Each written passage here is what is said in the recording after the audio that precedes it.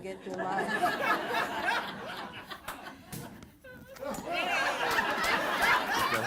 Thank you, that's good.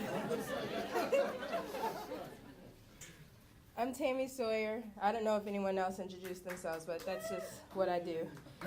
I'm a Planned Parenthood board member, and I am also a Planned Parenthood patient. Time is a funny thing. It's short and long. It's quick and fast. Every day feels like an alternate reality. When I look at my face in the mirror, I see time moving slowly. Thanks to good genes, melanin, and a lack of industrial work experience, I can be pegged for 25 to 30 years old on a good day. A stray gray hair hidden in my locks and a worried line that creases in laughter and in stress gives away the reality of my age, but is rarely seen. In 2 months, I turned 36. Surprise? No, some of y'all probably knew that, but I used to be afraid of being 30-something. TV shows in the 90s made me feel like I had to have my life figured out or settled, or I'd be irrelevant and lost by 38. My 20s were exploratory years, ones that I used to figure out what I wanted to do and who I wanted to be. Aging during that time showed up in slower metabolism that led to pounds and harsher hangovers. I knew I was getting older when I could no longer pop up after a night out and go straight into my day.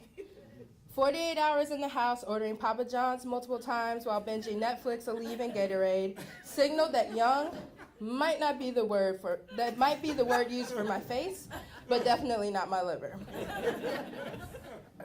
And yet whenever I said, God, I'm getting old, the world would laugh at me. You don't know what old is, my aunts would tell me. Keep living, they'd crow as we sat around a dining room table, their collective experience being the Morgan Freeman to my Michael B. Jordan. I had so much life left to live, and they made me promise not to rush it. Love is like time. 1 minute it's one thing, the next it's another. When I fell in love for the first time, I knew we'd be married with children. By the time we graduated college together, walking down the aisle at Hampton Chapel, just like the movies told us we'd be. A year later, I was dumped for a senior and watching Love Jones on repeat, nursing fears of being an old maid. As time went on, my love life ebbed and flowed. I could write a book about the love life of a 20-year-old Zenlennial living in Washington, D.C., and it'd probably be a hit. Every ended relationship brought me back to my aunts. Oh, that's life. You've got time. Focus on your career. A family will come. And as time flowed and relationships came and went, I felt each year as a loss of 12 kids I'd never have. One day I called my mom and I said, guess what? My job will pay for me to freeze my eggs. She laughed until I changed the subject. I stopped counting my eggs when I turned 32. I had settled into adulthood. I had a good job, I was grounded in my community, and I was using my voice for social justice work. I was happy with myself and I was focused. And for the next few years, things were going great. I wasn't worried about being married or having kids. I was focused on the work.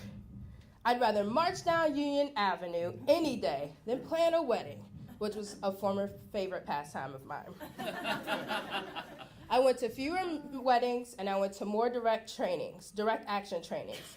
I joined boards, I received titles, my face was on the cover of newspapers and in articles online. I was glad not to have a family at that point. How could I juggle a husband and kids with all that I had to do? My work consumed me. It was all that mattered most.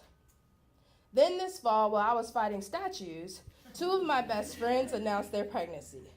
I was elated for them. I was on deck to host baby showers and throw confetti in the air and snuggle new godchildren. One morning, I stood in the mirror, and my age-stressed laugh line showed, and so did another crease and another crease. And my hips were bigger than they'd ever been, and there was a slight creak in my knee as I moved. I took a moment to take stock of 35 and what time looked like on my body. I called my general practitioner and my OBGYN and made an appointment for a checkup. When my GP said I was good for my age, I was happy, and I figured my OB follow-up would be the same. I sat on the edge of my OB's table as she held a paper in her hand. Diminishing ovarian reserve, or DOR. As she explained, how numbers as small as 1 or 2 could mean an end of fertility, and that I was somewhere in between, I floated through time. This is the part where, all the tears happen. My mind stopped in 2001 back at Matthew Gordy, my first love. What would it be like if I had settled down with him and we'd gotten married? How many children could we have by now? DOR would mean nothing with 3 elementary-age children in my life. And then I laughed, remembering how many times I caught him with other girls on campus. I was thankful that wasn't my current reality. And then I shuddered, remembering my abortion at Planned Parenthood of Metro DC, regretful for the first time in years. And then I came back to the present, and I cried. The woman with the 30-year-old face had the ovaries of a 42-year-old. Time had moved faster in my ovaries than everywhere else. Women are often asked if they can have it all. We say yes in defiance, and we hold up Reese Witherspoon and Gwyneth Paltrow and the princess in England with the 3 kids. They juggle successful careers with kids and partners, civic engagement, and social lives.